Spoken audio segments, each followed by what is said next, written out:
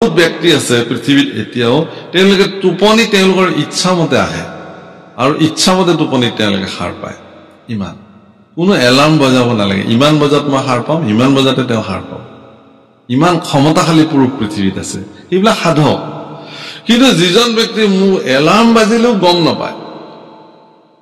এলাৰ্মে পেং পেংকে বাজি থাকে ওচৰৰ মানুহে ক'ব লগা হয় যে আপোনালোকৰ এলাৰ্মটো বাজি আছে অথনিৰ পৰা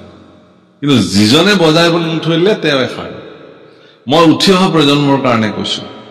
ব্ৰহ্ম মুহূৰ্ততে সজ্জা পৰিত্যাগ কৰাৰ চেষ্টা কৰক ল'ৰা ছোৱালীবিলাকক কৈছো মই এইটো এটা উপদেশ মোৰ ফালৰ পৰা ভাগৱতৰ আসনৰ পৰা ব্ৰহ্ম মুহূৰ্ততে মানে কথাটো হ'ল কি দুটা সময় আপুনি মানে দিন আৰু ৰাতিৰ যিটো সন্ধিক্ষণ ইয়াক সন্ধ্যা সন্ধ্যা বোলে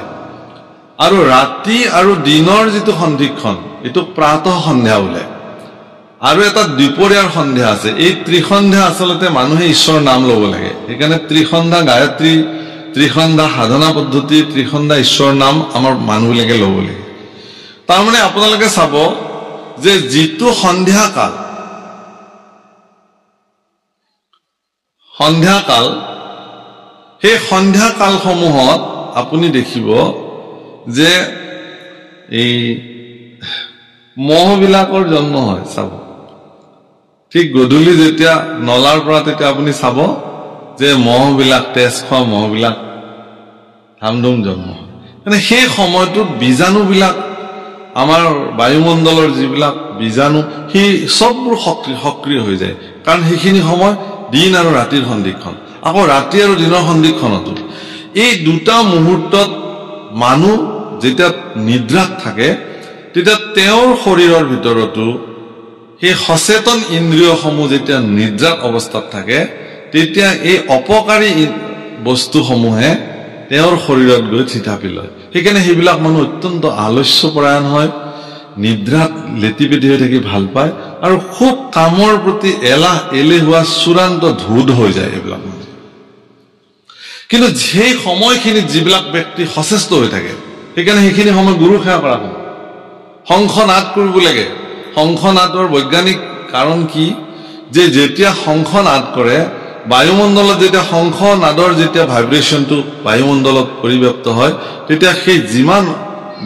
বেয়া বীজাণু নেগেটিভ ঊৰ্জা ঋণাত্মক ঊৰ্জা এইবোৰ সব ধ্বংস হৈ যায় শংখ ঘণ্টা টিলিঙা উৰুলি হৰিধ্বনি দবা বৰকাহ এইবিলাক গধূলি সময় ঠিক দিন আৰু ৰাতিৰ সন্ধিক্ষণৰ সেই সময়খিনিত যদি একেলগে বাজি উঠে সেই শব্দধ্বনি বায়ু তৰংগত যিমান দূৰলৈকে বিস্তৃতি হৈ যায় সিমান দূৰলৈকে ঋণাত্মক প্ৰভাৱৰ পৰা তেওঁলোক মুক্ত হৈ যায় সেইকাৰণে কৰে এইবিলাক কাম ঠিক তেনেকৈ ৰাতিপুৱাও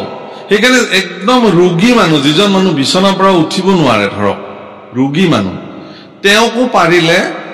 সেই দুটা সময়ত বিচনাৰ পৰা উঠাই বহাই দিব লাগে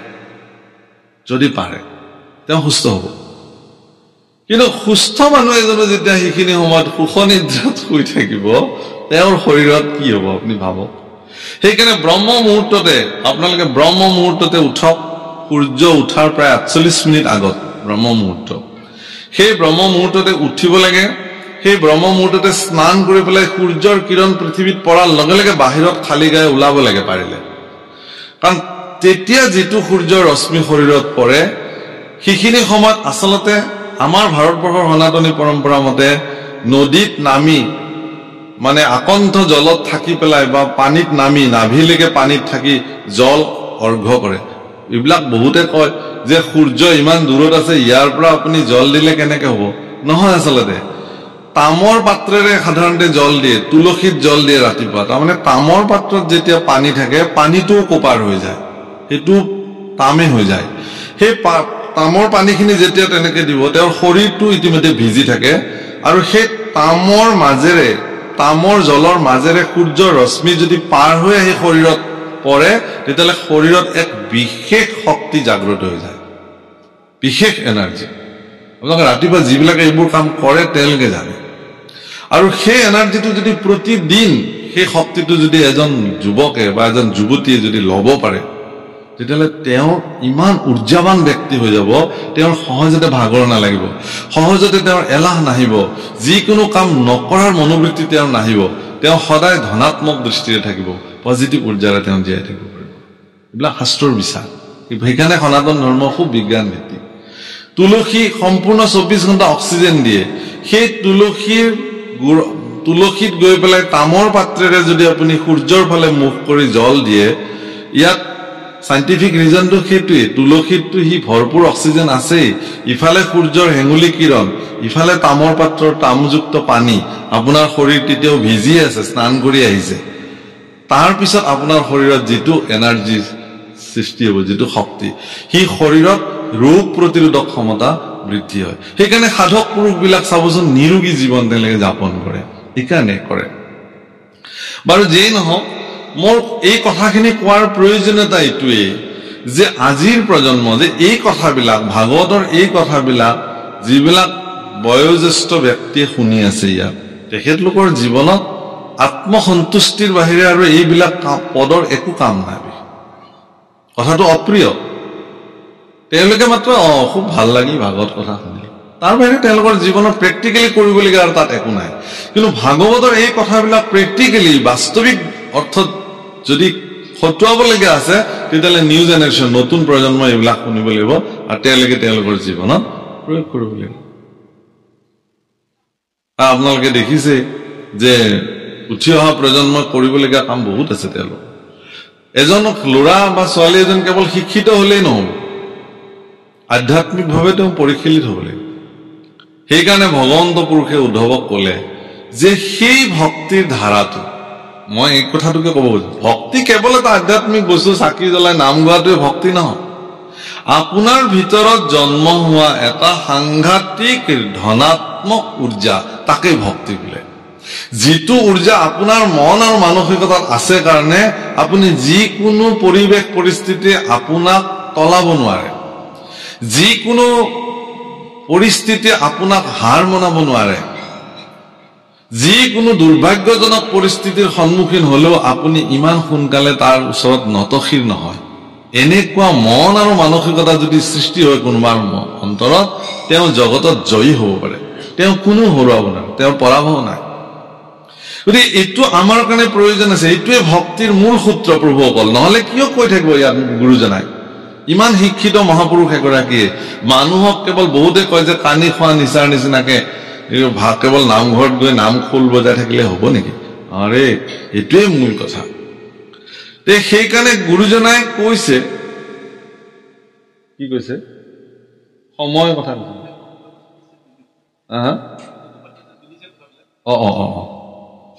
তাৰমানে প্ৰভু, মই এই কাৰণে কৈছো যে আজি এখেতলোকে বহিবৰ কাৰণে এডাল বাঁহ লগা হৈছে। মানে মই বাস্তৱ উদাহৰণটো কৈছো। মই সুধিলো কিয় গৈছে এইফালে, মই একো কোৱা নাই, কথাটো হয়। কাৰণ তেখেতলোকৰ এতিয়া এইটো বয়স হৈছে, এটা তেনেকুৱা ছাপৰ্ট এটা হলে বহি থাকিবলৈ সহজ হয়, কাৰণ এটা বয়স হলে মানুহৰ এইটো হয়। গতিকে তেখেতলোকে ভাগৱত শুনি তাক জীৱনত কাৰ্যকৰী কৰিবৰ কাৰণে তেওঁলোকৰ বয়স আছে জানো? কিন্তু তেওঁলোকৰ এটাই কাম ভাল হব যে তেওঁলোক বয়োবৃদ্ধ লোক হিচাপে উঠি অহা প্ৰজন্মক ইয়াৰ এক উপদেশ সুন্দৰকে দিব পাৰিব যে আমি যি কৰিলো তোমালোকে কিন্তু এইখিনি কাম কৰা, তোমালোকে জীৱনটোক পৰিশীলিত কৰা। সেইকাৰণে কৃষ্ণ পুৰুষৰ দৰে এগৰাকী শক্তিশালী ঈশ্বৰ পুৰুষ, সমগ্ৰ বিশ্ব ব্ৰহ্মাণ্ডৰ যিজন মালিক, সমগ্ৰ বিশ্ব ব্ৰহ্মাণ্ডৰ হৰ্তা-কৰ্তা বিধাতা, তেওঁৰ প্ৰপন্ন শিষ্য উদ্ধৱৰ আগত কৈ গৈছে ভক্তি কেনেকে প্ৰৱৰ্তাই ৰাখিব লাগিব। আৰু সেই বিৰল স্থানত, ভগৱানৰ বিৰল স্থানত চৰণ যুগলত উদ্ধৱে আহি প্ৰণিপাত নিবেদন কৰি কাণ দিছে। ৰাম কৃষ্ণৰ বিয়োগে অগ্নি অন্তৰ্গতে হৃদয় দগ্ধ কৰে, শোকে মকমুকি কৰন্ত কন্দন নয়নৰ নীৰজৰে।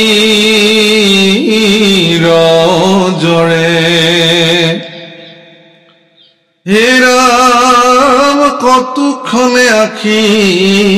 মুচি মুখ পাছে, উঠিলা নমায়া মাথ কৰি কৃতাঞ্জলি বুলিবে লাগিলা শোকে গদগ মাত ৰাম বংশক সংহৰি এৰি ভূমি তুমি যাই বাহা জানিলো আমি ঋষি সাপ বাপ ব্যৰ্থ নকৰিলা যিহেতু জগত স্বামী ঈশ্বৰ পুৰুষে ঋষি সাপ ব্যৰ্থ নকৰিলে কাৰণ ঋষি এগৰাকীয়ে এদিন যদু বংশৰ ল'ৰাবিলাকে এগৰাকী ঋষিক ত্ৰিকালজ্ঞ ঋষিক পৰীক্ষা চাইছিলে যে এওঁনো কিমান ত্ৰিকালজ্ঞ সেইকাৰণে এগৰাকী ধুনীয়া ল'ৰা যদু বংশৰ এটা ধুনীয়া ল'ৰা ছোৱালীৰ নিচিনা দেখা ধুনীয়া ল'ৰা এটা ছোৱালীৰ সাজসজ্জা পৰিধান কৰি এক টুকুৰ লোহা পেটৰ ভিতৰত দি কাপোৰ মেৰাই মেৰাই গৰ্ভৱতী নাৰী কৰি পেলাই তেওঁৰ সন্মুখত লৈ যে হে ত্ৰিকালজ্ঞ মহাপুৰুষ তুমি বাৰু কোৱাচোন আমাৰ এই কন্যা সন্তানগৰাকীৰ আমাৰ এই কইনাগৰাকীৰ গৰ্ভত ল'ৰা সন্তান আছেনে ছোৱালী সন্তান আছে আপুনিতো ত্ৰিকালজ্ঞ তেওঁ ধ্যানত বহিলে ধ্যানত বহি দেখিলে যে এইটো আভুৱা বাঢ়িবলৈ আহিছে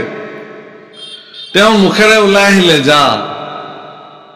এইটোতো ল'ৰাও নহয় ছোৱালীও নহয় এটুকুৰ লোহাহে আছে ভিতৰত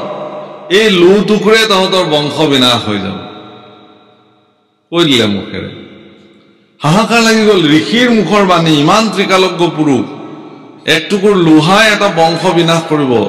ভগৱান কৃষ্ণৰ বংশ তাকো যদু বংশ বুলিলে বুলিব নাই যদু সেনানী বুলিলে বুলিব এগৰাকী সেনাৰ অক্ষয়ণী সেনাৰ সমান শক্তি তেওঁলোকৰ সমস্ত পৃথিৱী যাক ভয় কৰে এনেকুৱা যদু বংশ দ্বাৰিকাত অৱস্থিত হৈ থকা প্ৰতিগৰাকী যদু বংশৰ মাজত হাহাকাৰ লাগি গ'ল আৰু তেওঁলোকে গৈ বয়োবৃদ্ধ যদু বংশসকলক গৈ পেলাই এই কথাটো ক'লে যে আজি বৰ ডাঙৰ অনৰ্থক এটা হৈ গ'ল এনেকুৱা ঋষি সাপৰ দ্বাৰা অভিশপ্ত হলো আমি তেতিয়া বয়োবৃদ্ধবিলাকে এটা উপায় দিলে কি যে যিহেতু এই লোহা টুকুৰে আমাৰ মৃত্যুৰ কাৰণ বংশটো ধ্বংসৰ কাৰণ গতিকে এই লোহ টুকুৰ সাগৰৰ পাৰত গৈ শিলত ঘঁহি ঘঁহি ঘঁহি ঘঁহি শেষ কৰি দিব লাগে কথামতে কাম বাহুবলী পৰাক্ৰমী বীৰ পুৰুষসকলে গৈ শিলত ঘঁহি ঘঁহি ঘঁহি ঘঁহি একদম প্ৰকাণ্ড লোহা টুকুৰ শেষ কৰি দিলে অকমান বাচিলে বোলে এইখিনি এতিয়া ঘঁহিবলৈও টান হেৰি কৰিবলৈ টান এইখিনিনো আমাৰ যদু বংশক কি কৰিব বুলি আগৰ দলি মাৰিলে তাকে মাছে খালে সেই মাছৰ পেটত সেই লোহটুকুৰ ওলাল ব্যাধে দেখিলে যে এইটুকুৰ বৰ তীক্ষ্ণ লোহা মোৰ তীৰ বনাবলৈ ভাল হ'ব বুলি লৈ গ'ল আৰু জীপাত তীৰেৰে ভগৱান কৃষ্ণ বৈকুণ্ঠ পায়ন কৰিছে আৰু সেই লোহাৰ গুৰিবিলাক এগৰাকী ব্ৰহ্মজ্ঞ ঋষিৰ মুখৰ বাণীৰ ইমান ক্ষমতা যে সেই লোহাৰ গুৰিবিলাক সাগৰৰ পাৰত জন্ম হোৱা সাদুৰী আৰু মাদুৰী বনৰ গাত লাগি লাগি থাকিল সাগৰৰ ঢৌতে গতিকে সেই মাদুৰী বন কুহিয়াৰৰ নিচিনা মতা মতা লাঠিৰ নিচিনা সাদুৰী মাদুৰী বন সাগৰৰ পাৰত জন্ম হয় বালি চাপৰিত তাতে প্ৰভাসত তাতে তেওঁলোকে পিকনিক খাবলৈ গ'ল এদিন আৰু তাতে মদ্যপান কৰিলে ফূৰ্তি কৰিলে আপোনালোকে যিবোৰ কথা আমাৰ বৰ্তমানো জগতত চলি আছে উত্ৰাৱল হৈ পিকনিক খাবলৈ গৈ মানুহ মৰে নহয় মাৰামাৰি লাগি পেলাই একেই কাণ্ড তাতেও গৈ ইজনে সিজনৰ লাগি কাজিয়া লাগি নিজৰ নিজৰ মাজতে কুবোৱা কুবুকে চববোৰ মৰি থাকিলে কাকো কোনেও একো বাধা দিব নোৱাৰিলে শেষত বলৰামে এনেকুৱা তেওঁৰ চকুৰ সন্মুখত হোৱা পৰিঘটনা সহিব নোৱাৰি তেওঁ সমাধিত বিলীন হৈ তেওঁ প্ৰাণ ত্যাগ কৰিলে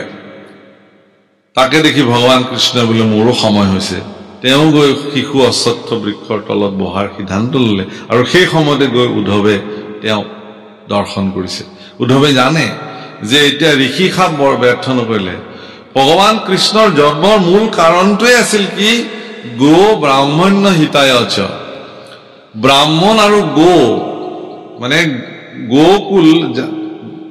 মানে গৰু বিলাকৰ নিৰাপত্তা আৰু ব্ৰাহ্মণৰ নিৰাপত্তা এইটো ভগৱান কৃষ্ণৰ মানে সংকল্প আছে তেওঁৰ জন্ম তে গতিকে সেইকাৰণে তেওঁ নিজে গৰু চৰাইছিল যাৰ নাম গোবিন্দ সেইকাৰণে গোকুলত তেওঁ ডাঙৰ হৈছিল গৰুৰে স্থানত তেওঁ ডাঙৰ হৈছিল ভগৱান কৃষ্ণ ব্ৰাহ্মণৰ যি ক্ষমতা ব্ৰাহ্মণ বুলি ক'লে ব্ৰহ্ম জানন্তি চ ব্ৰাহ্মণ ব্ৰহ্মক যিজনে জানিব পাৰে তেওঁ ব্ৰাহ্মণ আপুনি যদি ব্ৰহ্মক জানিব পাৰে আপুনি ব্ৰাহ্মণ আপোনাৰ নিৰাপত্তাৰ কাৰণে ভগৱানে যি কৰিব লাগে তাকে কৰিব তে গতিকে সেই ব্ৰাহ্মণৰ বাণী সাধকসকলৰ বাণী যাতে জগতত নিশেষ হৈ নাযায় সেইকাৰণে ভগৱানে ঋষি সাপটো ব্যৰ্থ নকৰিলে এই কথা আজি উদ্ধৱে স্বীকাৰ কৰিছে যে প্ৰভু তুমি পৰম জগতৰ স্বামী সেইকাৰণে তুমি তোমাৰ ঋষি সাপ তুমি ব্যৰ্থ নকৰিলা ৰাম তোমাৰ চৰণ নেদেখি খনেকো থাকিবে নোৱাৰো হৰি তুমি এৰিলাত ঐ বন্ধু মাধৱ অৱশ্যে যাইব মৰি তুমি যদি এৰি যোৱা প্ৰভু তুমিতো মোৰ পৰম বান্ধৱ তুমি মোৰ ইষ্টদেউ তুমি মোৰ জগতৰ সৰ্বোচ্চ গতিকে তুমি যদি মোক এৰি যোৱা তেতিয়াহ'লে ময়ো মৰাটো নিশ্চিত কাৰণ মই কাক লৈ জীয়াই থাকিম প্ৰভুকল ভগৱান কৃষ্ণ ভক্তসকলৰ কাৰণে জীৱন গোপীবিলাকে কৃষ্ণক অকল কৃষ্ণ বুলি সম্বোধন কৰা নাই প্ৰাণ কৃষ্ণ বুলি সম্বোধন কৰিছে হে প্ৰাণ কৃষ্ণ ৰাসত গোপীসকলে কি বুলি কৈছে ভগৱান কৃষ্ণ হে প্ৰাণ কৃষ্ণ তাহলে তুমি আমাৰ প্ৰাণ প্ৰভুকল অকল ভগৱান কৃষ্ণক গোপীসকলে প্ৰাণ বুলি মান্যতা কৰিছে এনে নহয় স্বয়ং ভগৱান কৃষ্ণও ভক্ত গোপীসকলক তেওঁৰ প্ৰাণ বুলি গণ্য কৰিছে জীৱন বুলি গণ্য কৰিছে যেতিয়া মথুৰালৈকে লৈ যায় অক্ৰূৰে ভগৱান কৃষ্ণ অক্ৰূৰক কৈছে যে হে খুৰাদেউ তেওঁলোকৰ বংশত সম্বন্ধত খুৰাক হয়তো তেওঁ তাৰ পৰা আহিছে মথুৰাৰ পৰা কংসৰ ভায়েক হয় সেইকাৰণে আপোনাৰ বসুদেৱৰ ভায়েক হয় এটাকে খুৰা হয় বোলে তুমি ব্ৰহ্ম মুহূৰ্তৰ আগতেই মোক লৈ যাব লাগিব কিন্তু মনত ৰাখিবা বোলে কেলে বোলে পোহৰ হোৱাত মোক নিব নোৱাৰিবা গোকুলৰ পৰা কাৰণ মোৰ প্ৰাণ গোপীসকলে মোক তোমাক লৈ যাবলৈ নিদিব সেইকাৰণে গোপীবিলাকে কান্দিছে কি বুলি জানে যে আমাৰ জীৱনৰ চূড়ান্ত শত্ৰু এজনৰ নাম হল অক্ৰূৰ গোপীবিলাকে কাকো বেয়া নাপায় গোপীবিলাকে কৈছে যে আমাৰ জীৱনৰ একমাত্ৰ শত্ৰুটোৱে হল কোন অক্ৰূৰ কাৰণ আমাৰ প্ৰাণৰ কৃষ্ণক আমাৰ ওচৰৰ পৰা লৈ যোৱা তেওঁৱে আমাৰ জীৱনৰ একমাত্ৰ শত্ৰু প্ৰভুসকল ভগৱান কৃষ্ণক আপোনাৰ পৰা যদি কোনোবাই কৃষ্ণক অতৰাই দিয়ে আপুনি মনত ৰাখিব সেইজনে আপোনাৰ জীৱনৰ আচল শত্ৰু এইটো আচল আধ্যাত্মিকতা যদি আপোনাৰ জীৱনত কৃষ্ণক বান্ধৱ বুলি কোনোবাই দেখুৱাই দিয়ে তেতিয়াহ'লে সেইজন আপোনাৰ জীৱনৰ পৰম বান্ধৱ যিজনে আপোনাক কৃষ্ণক চিনাই দিয়ে যে কৃষ্ণ ব্যতিৰেকে জীৱন অতিবাহিত কৰাটো মিছা গতিকে যিজনে আপোনাৰ জীৱনৰ পৰা কৃষ্ণক অতৰাই লৈ যায় বাদ দিয়ক কি হ'ব ধৰ্ম কৰি বাদ দিয়ক কি হ'ব গুৰু ধৰ্ম পালন কৰি বাদ দিয়ক কি হ'ব নামঘৰলৈ গৈ বাদ দিয়ক কি হ'ব ভাওনা কৰিলে যদি আপোনাক কোনোবাই এনে ধৰণৰ কথা কয় আপুনি তেওঁৰ পৰা সাৱধানে থাকক গুৰু ধৰ্মৰ পৰা আপোনাক যদি বিচলিত কৰি নিবলৈ কোনোবাই যত্ন কৰিছে তেতিয়াহ'লে জানিব যে তেওঁই আপোনাৰ জীৱনৰ শ্ৰেষ্ঠ শত্ৰু কাৰণ তেওঁ আপোনাৰ জীৱনৰ কল্যাণ হোৱাটো বিচৰা নাই আপোনাৰ জীৱন অকল্যাণ অসংস্কৃত হোৱাটো বিচাৰিছে সংস্কাৰিত জীৱন কেৱল মানুহে কৰিব পাৰে প্ৰভুসকল মনত ৰাখিব আজি গৰু ছাগল শিয়াল কুকুৰ গাধ এইবিলাকো ঈশ্বৰৰ কৃপাত তেওঁলোকে পৃথিৱীত আছে কিন্তু তেওঁলোকে সংস্কাৰিত জীৱন কটাব নোৱাৰে ইচ্ছা কৰিলেও নোৱাৰে কিন্তু মানুহে সংস্কাৰিত জীৱন কটাব পাৰে মানুহক এইটো ঈশ্বৰে ক্ষমতা দিছে তেওঁলোকে সংস্কাৰিত জীৱন কটাব পাৰে কেনেকে এজন মানুহে জীৱনত সঠিকভাৱে জীৱন নিৰূপণ কৰি চলিব লাগে এই কথা মানুহে জানে আৰু মানুহে তাক কৰি ল'ব পৰা ক্ষমতা মানুহৰ জীৱনত ভগৱানে তেওঁলোকক প্ৰদান কৰিছে বুদ্ধিমত্তা দিছে হাত ভৰি দিছে চিন্তা দিছে চকু দিছে সকলো দৃষ্টি দিছে দৰ্শন দিছে অকল দৃষ্টিটো সবৰে আছে প্ৰভু দৰ্শন সকলোৰে নাই নহয় জীৱ-জন্তুবিলাকেও দেখে ইতৰ প্ৰাণীবিলাকেও দেখে কিন্তু তেওঁলোকৰ দৰ্শন নাই মানুহেও দেখে কিন্তু মানুহৰ দৰ্শন আছে ধনী সকলো জীৱৰে আছে মানুহৰো ধনী আছে কিন্তু মানুহে সেই ধনীটো সংস্কাৰিত কৰি বাণীলে ৰূপান্তৰ কৰি লৈছে সেইকাৰণে মানুহে কথা ক'ব পাৰে বাকীবিলাকে নোৱাৰে আগতেতো পূৰ্বতেতো কোৱা মতে যে মানুহবিলাকোতো জীৱ-জন্তুৰ নিচিনাকে আছিলে সংস্কাৰ হৈ হৈ হৈ আজি মানুহে সভ্য আছে কিন্তু আধ্যাত্মিক জগতে আকৌ এইটো কোৱা নাই আধ্যাত্মিক জগতে কৈছে কি যে মানুহ জন্মৰ পৰাই মানুহ সংস্কাৰ যেতিয়াৰ পৰাই পৃথিৱীত মানুহ ব্ৰহ্মাই সৃষ্টি কৰিছে তেওঁলোকক বেলেগ ধৰণে জন্ম দিছে সেইকাৰণে অন্য জীৱৰ লগত মানুহৰ জন্মৰ কেতিয়াও নিমিলে মানুহ হোৱাৰ দিনৰ পৰাই মানুহবিলাক মানুহৰ নিচিনা আছে সদায় থাকিব